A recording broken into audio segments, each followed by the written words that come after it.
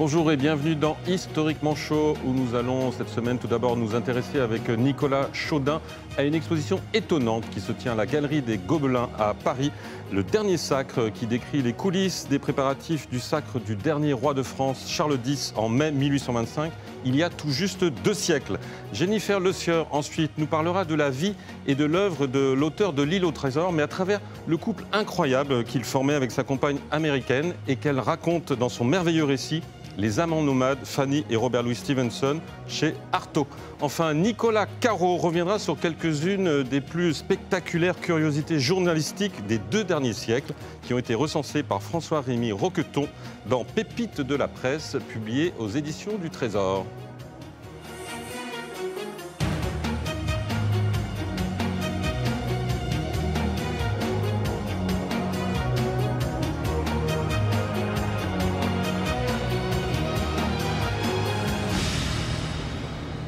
Bonjour Nicolas Chaudin. Bonjour. Il y a 2 siècles, le 29 mai 1825 exactement, se déroulait à Reims une cérémonie qu'on voit encore dans certains pays européens de nos jours, mais plus dans le nôtre, le sacre d'un roi, en l'occurrence Charles X, le frère des défunts Louis XVI et Louis XVIII. Et à l'occasion du bicentenaire de cet événement, le Mobilier National a mis sur pied une exposition à Paris qui est loin d'être destinée aux seuls nostalgiques de l'Ancien Régime. Exactement. D'abord parce qu'elle est somptueuse, cette exposition. Elle est éblouissante, spectaculaire. Sa mise en scène est, il faut le saluer, à la fois pédagogique et vraiment prenante, émouvante même. Et produire une exposition pareille aujourd'hui est un coup d'audace parce que, comme vous l'avez dit, elle a trait au cérémonial monarchique qui n'est pas très en cours aujourd'hui. Et qu'en plus de ça, cet épisode-là du cérémonial, ce sacre-là, consacre peut-être l'un des rois les plus médiocres de notre histoire. C'est assez dommage. Néanmoins, on se laisse complètement emporter dans le flot ininterrompu de splendeur, de symboles extrêmement profonds, lourds, qui remontent véritablement à la naissance de la nation française. Le premier sacre est celui de Charles le Chauve en 816, le premier sacre à Reims dans la cathédrale. Et donc ce sont 1000 ans de sacre à Reims que, en fait, nous relate cette histoire, celle du sacre de Charles X, le dernier roi Bourbon, le dernier roi de France, puisque Louis-Philippe était le roi des Français. Alors, ce qu'il y a d'extraordinaire dans cette exposition, c'est que d'abord, on constate l'extraordinaire vitalité des arts décoratifs en France au début du XIXe siècle, et cette exposition est un hommage au savoir-faire. Puisqu'il ne restait rien de la plupart des éléments de ce cérémonial. Il ne restait rien des costumes, rien des tentures, rien même des régalias, tous ces objets symboliques du pouvoir monarchique, à commencer par la Sainte-Ampoule, vous savez, cette fiole d'huile sacrée qui aurait été apportée par une colombe et huile avec laquelle on aurait baptisé Clovis. Cette Sainte-Ampoule a été réduite en éclats pendant la Révolution, remontée pour l'occasion à partir de quelques infimes fragments sauvés par un moine dévoué ou un ancien serviteur de la monarchie. Enfin, tout ça est très romanesque. Et donc, les artisans français, qu'ils soient joailliers, modistes, passementiers, brodeurs, doreurs, tous ces gens-là vont contribuer à cette cérémonie qui doit asseoir, selon l'esprit assez obtus de Charles X, doit rasseoir pour 1000 ans cette monarchie immémoriale.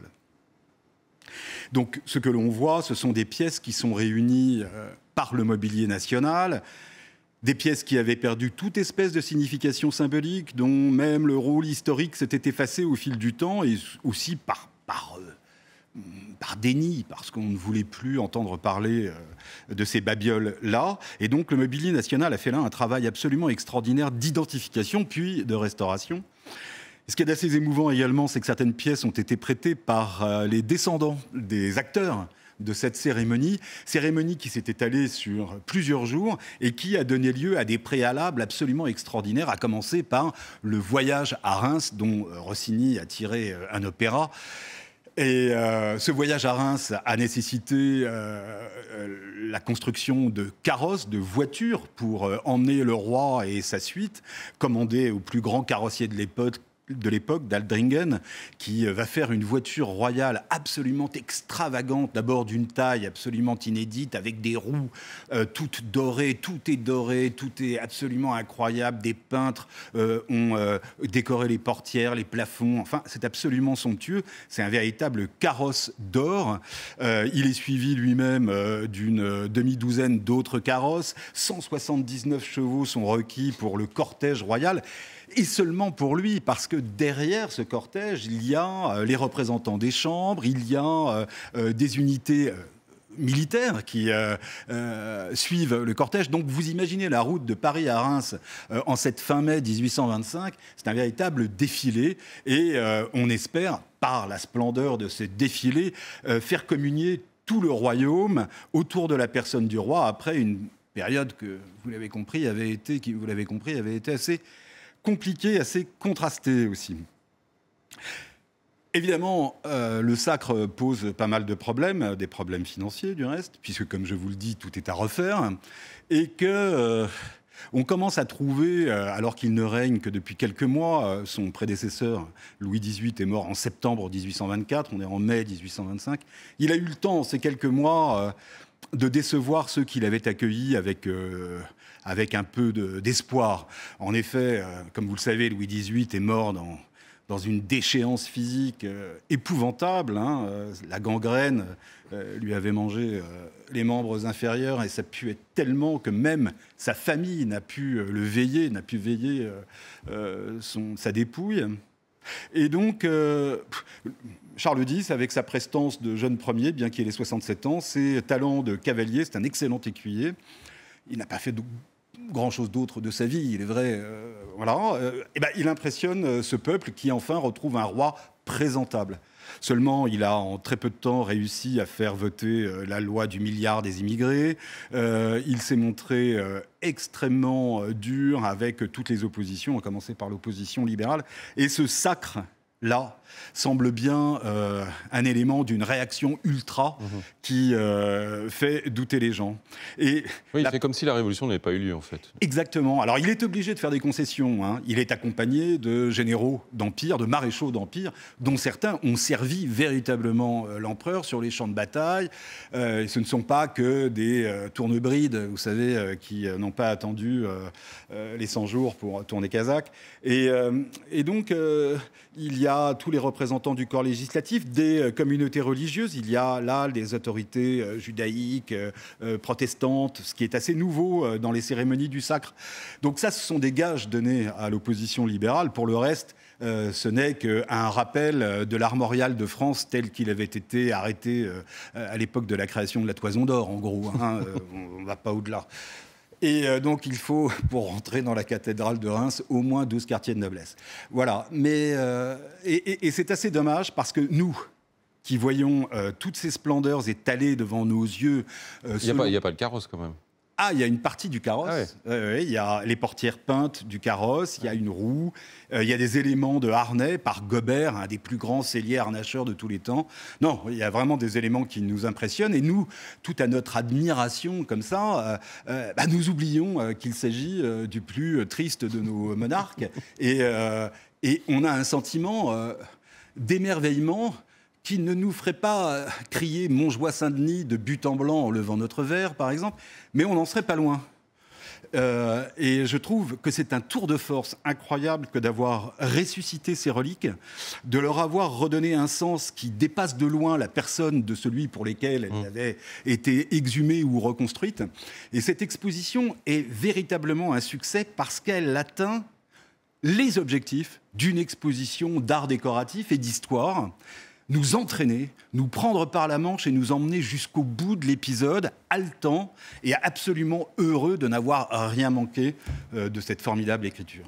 Merci beaucoup Nicolas Chaudin. Le dernier sacre, donc à la Galerie des Gobelins jusqu'au 20 juillet, avec Jacques Garcia, que vous n'avez pas cité, qui a fait la mise en scène. Scénographe, et Stéphane Bern, co-commissaire de l'exposition. Nous sommes bien encadrés. Et pour compléter cette exposition, je vous conseille vivement la lecture du Sacre de Charles X de Bernard Degout, qui vient de paraître aux éditions Perrin.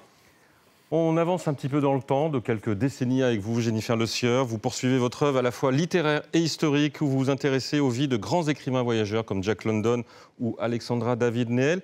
Vous avez aussi publié une biographie très remarquée de Rose Valland, pour laquelle vous étiez venu sur ce plateau. Rose Valland qui sauva des centaines d'œuvres d'art au musée du Louvre pendant l'occupation. Et ce printemps, vous êtes intéressé au couple formé par Robert Louis Stevenson et Fanny, son épouse Fanny, que vous baptisez Les Amants nomades, dans un livre absolument formidable paru chez Artaud. Formidable, d'abord, on se rend compte qu'ils se rencontrent, ils ont un écart d'âge, et ils se rencontrent en France. Elle a déjà pas mal vécu quand ils se rencontrent pour la première fois, pas très loin de Paris. Oui, c'est vrai qu'elle a déjà eu une vie assez bien remplie. Quand ils se rencontrent à Grès-sur-Loing, Robert Louis Stevenson a 25 ans, elle en a 35. Elle est américaine, elle vient de quitter son mari avec ses enfants, elle a tout quitté, son pays, pour devenir peintre. Alors, ça a commencé à Anvers, où elle a appris qu'on n'acceptait pas de femmes dans les académies de peinture. Elle s'est retrouvée à Paris, son plus jeune fils est décédé, et pour panser son chagrin, une connaissance lui a dit « Va à Grès-sur-Loing, là-bas il y a une communauté de peintres qui est très joyeuse, qui est anglo-saxonne, tu te sentiras moins seul ». Et parmi cette communauté, très bohémienne pour l'époque, il y avait le futur écrivain qu'on connaît. À ce moment-là, Robert Louis Stevenson est un peu en rupture de banc avec sa famille. Il vient d'Écosse, mais son père le prédestinait à une carrière d'avocat, je crois. En fait, lui aussi a tout quitté. D'une certaine façon, il a été avocat pendant 2 affaires complètement bâclées. C'était un très mauvais étudiant. Lui, ce qui l'intéressait, c'était de faire des farces avec ses camarades et d'aller faire la tournée des bars, comme on ne disait pas encore. Mais il avait déjà la vocation. Il avait cette étincelle de talent qu'elle a vue tout de suite, alors qu'il avait publié quelques essais, il cherchait encore sa voix. C'était plus une espèce de grand escogriffe qui charmait tout le monde qu'un écrivain sérieux à l'époque. Alors, ce qui est intéressant, c'est qu'ils vont se séparer, chacun va retourner un petit peu dans son coin, et puis ils vont se rendre compte, en fait, à distance, qu'ils sont faits l'un pour l'autre, et il va aller la chercher aux États-Unis d'une certaine manière. Oui, c'est compliqué parce que pour obtenir le divorce, il a fallu qu'elle attende, qu'elle harcèle son mari resté en Californie, qui lui entretenait ses maîtresses pendant ce temps. Au bout d'un moment, elle a dit « Bon, j'y tiens plus, je vais en Californie exiger le divorce ». Elle a laissé poireauter le pauvre Stevenson pendant presque 2 ans. Et lui, pendant ce temps, il a fait son fameux voyage avec un âne dans les Cévennes, lui aussi pour panser son chagrin sur les chemins. Et puis, lui aussi, à un moment, s'est dit « Bon, j'en ai assez d'attendre, je vais aller la chercher ». Et il a traversé l'Atlantique, puis les États-Unis, en chemin de fer. Enfin, imaginez les conditions déjà de voyage à l'époque, sachant qu'il était malade, qu'il a cumulé les bronchites, qu'il avait une santé épouvantable, pour arriver finalement plus mort que vif, couvert de plaques d'eczéma, à la porte de Fanny.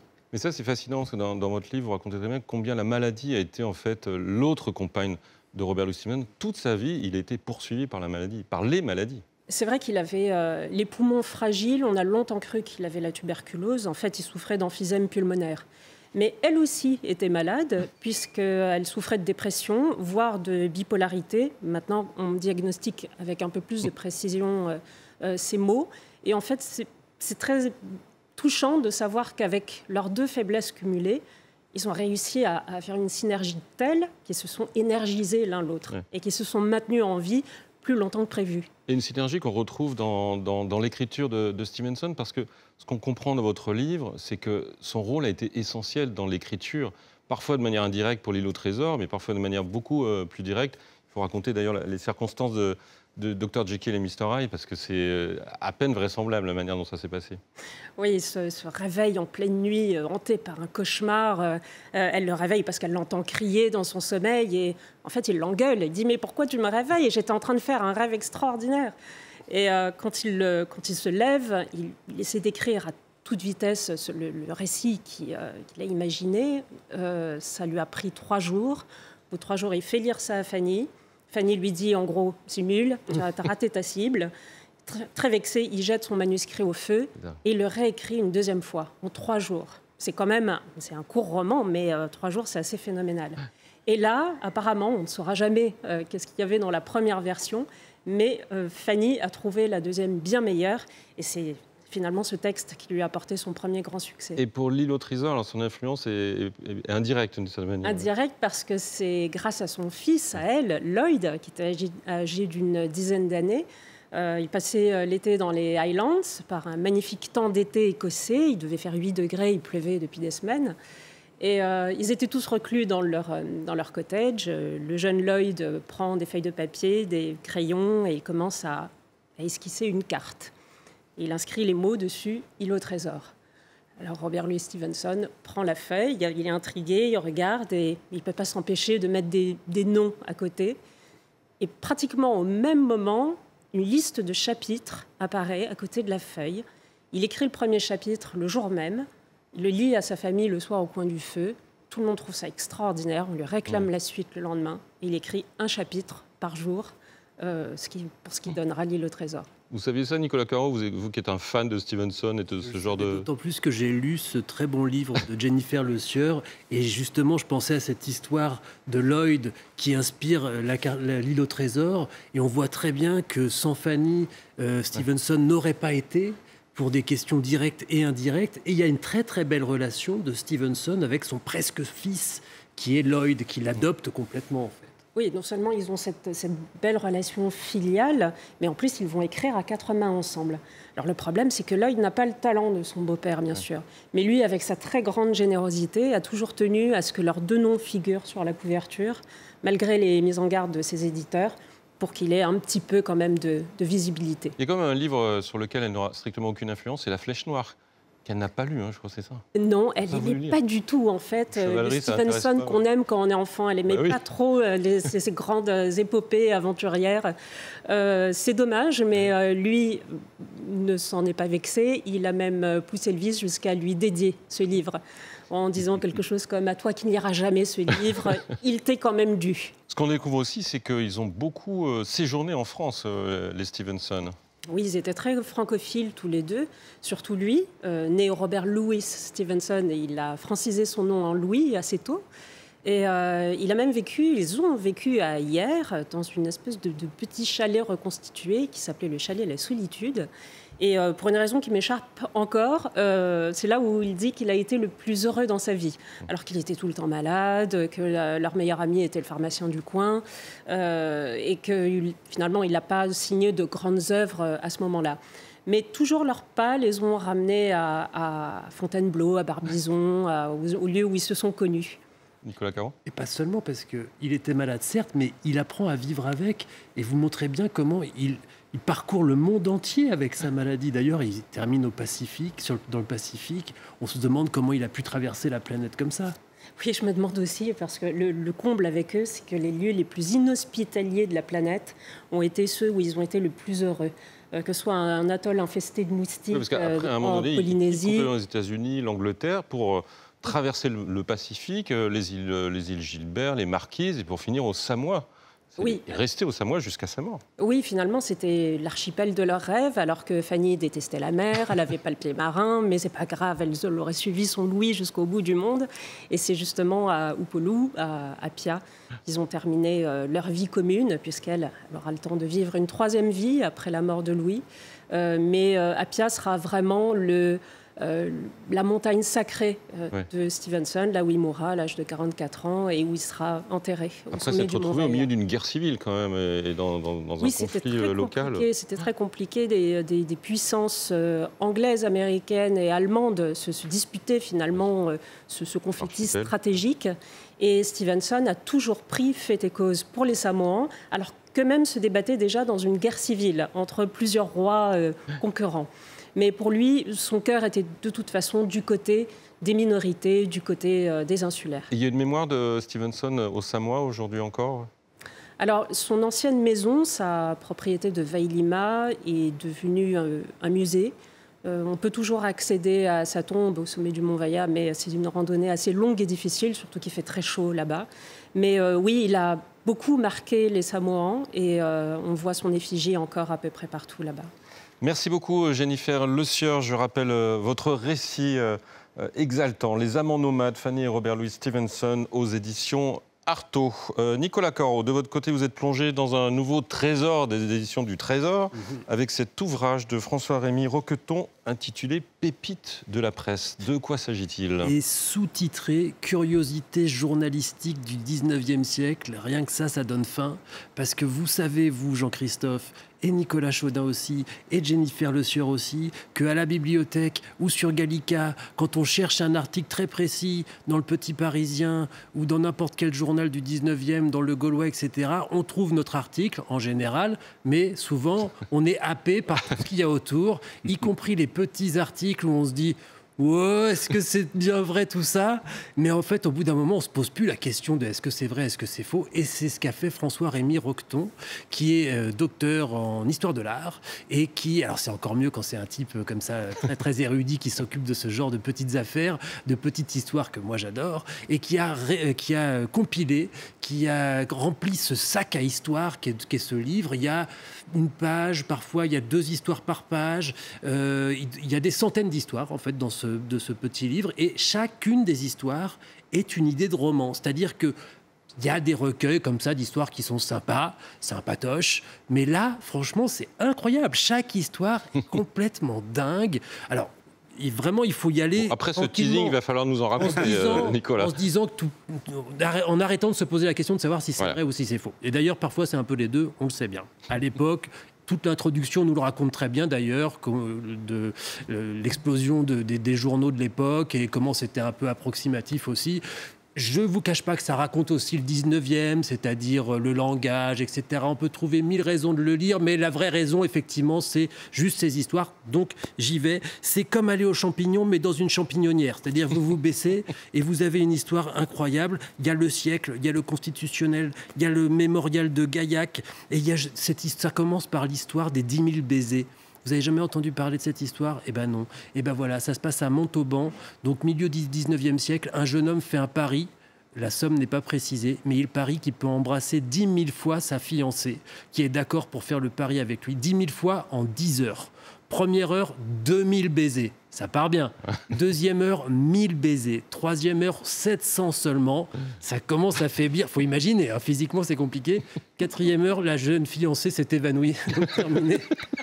Merci, au revoir. On ne devrait jamais quitter Montauban. Il y a le squelette de l'opéra. Alors, ça, je ne connaissais pas cette histoire, mais j'espère qu'elle est vraie. Le fantôme, mais il y a le squelette. C'est un jeune danseur de l'opéra qui est amoureux d'une jeune danseuse de l'opéra. Tous les deux sont élèves. Et lors d'un de ces opéras, il y a un squelette qui est un accessoire en fait, de l'opéra. Et c'est ce jeune danseur, en fait, qui est devenu le squelette de l'opéra, parce qu'il était amoureux de cette Nanine Dorval, s'appelait-elle, sauf que Nanine était amoureux d'un soldat de la garde française, et donc le jeune homme a défié le soldat, qui a refusé de se battre contre ce gringalet, mais qui a demandé à 3-4 de ses copains de s'en occuper, et ils l'ont attaché devant l'opéra pendant toute une nuit.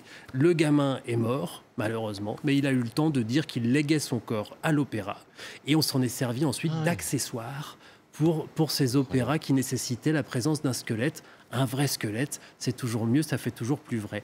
Il y a l'enfant parachute. L'enfant parachute, c'est l'histoire d'un gamin. Alors, ça tient en 4 lignes. Hein.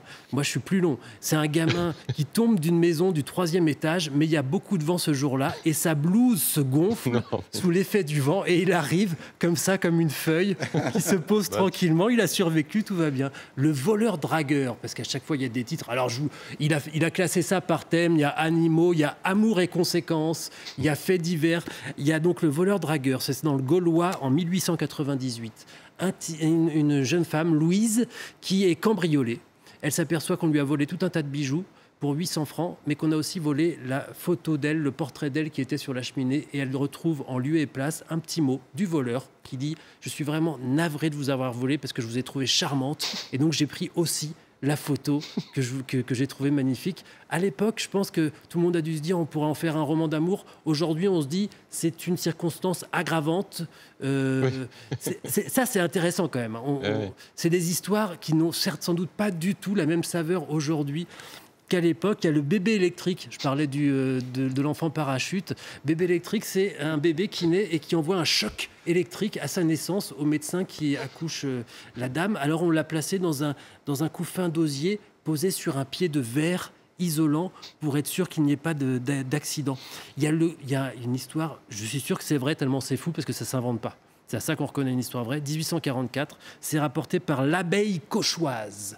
Et donc, journée de grand vent encore, une toiture est arrachée de la maison et elle se pose sur une maison en construction juste à côté et lui va parfaitement. Et donc, on décide de garder cette toiture. Si, arrêtez de dire non, ça ne peut pas s'inventer. Ça ne peut pas s'inventer. Donc c'est vrai. Il y a des histoires, on sait que c'est vrai parce qu'on les connaît. Il y a l'histoire évidemment des épaules de la comtesse qui offre sa peau à Camille Flammarion pour la couverture de son livre. À sa mort, elle lègue sa peau, la peau de ses épaules, à Camille Flammarion, le grand Camille Flammarion. Et il y a un exemplaire de Ciel et Terre qui a été couvert par cette peau tannée de cette comtesse qui l'avait offert à Flammarion pour faire partie de sa gloire. Il a un peu hésité, paraît-il. On le comprend, mais le livre existe. Terre et ciel, pardon. Sans doute. Il y a l'histoire, alors ça je compte sur Nicolas Chaudin pour me dire si c'est vrai ou pas. Jean Bernadotte, qui devient donc Charles XIV de Suède, mais qui, dans sa jeunesse, avait fait tatouer « Mort au roi » sur son bras. Et à l'occasion d'une saignée devenue roi, il hésite, le médecin lui demande pourquoi il ne veut pas enlever, lui montrer son bras, et il lui dit « Jurez-moi de garder ça secret ». Et alors, je me suis renseigné un tout petit peu. Il y a différentes versions. Il y a « Mort au tyran ». Là, dans le journal, c'est « Mort au roi »,« Mort au tyran », et parfois, c'est sur le torse plutôt que sur le bras. Mais enfin, bon, bref. Ça doit être sans doute un tout petit peu vrai. Il y a l'histoire de la sirène présentée à Paris en 1875. Oui. Moyennant quelques francs, on pouvait assister au spectacle d'une sirène, une vraie. Mais la police s'est aperçu que ce n'était pas une vraie sirène, que c'était un jeune garçon de 12 ans qui était obligé de rester dans un baquet d'eau noire avec une sorte de déguisement de sirène ridicule. Et donc la police a fait fermer l'établissement et l'exposition de cette sirène. Et il y en a un dernier, si j'ai le temps. Allez-y. Le dompteur de Belle-Mère, ça c'est la Dépêche à Toulouse, nous intéresse. En 1881, qui nous rapporte ça. Je vous la lis parce qu'elle tient en 3 lignes. Un dompteur montre depuis quelque temps un spectacle fort curieux. Dans une petite salle à manger vitrée, on voit dîner ensemble un jeune ménage avec les 2 belles-mères, la mère du mari et celle de la jeune fille, sans qu'aucune parole désagréable soit échangée pendant tout ce repas qui dure 35 minutes, montre en main. Incroyable. Ça aussi, histoire vraie. Merci beaucoup, Nicolas Caro. Je rappelle le titre de ce livre, Pépites de la presse, de François-Rémy Roqueton. Et puis je me dis que ça vous donnera peut-être une idée pour un prochain roman, puisque votre roman qui vient de sortir, L'affaire Alfred Langevin, aux éditions Lattès, raconte un peu un journaliste qui invente... Qui compile des histoires extraordinaires. Ben là, il y a un roman par histoire, je pense, dans ce livre-là. Allez, avant de nous quitter, permettez-moi de vous signaler, à l'occasion des 80 ans de la capitulation allemande, le documentaire britannique inédit en 2 volets, 1945, Une fin de guerre. C'est une interrogation. Il est signé Giles Milton, à qui on doit déjà d'excellents récits sur le débarquement dont avait parlé Stéphane Courtois ici, et sur le travail des espions en Europe occupée. Les documentaires seront diffusés le 8 mai, bien sûr, à 20h50. Merci encore à tous les 3, Nicolas Chaudin, Jennifer Le Sieur, Nicolas Caro. Je vous retrouve la semaine prochaine pour un nouveau Historiquement Chaud.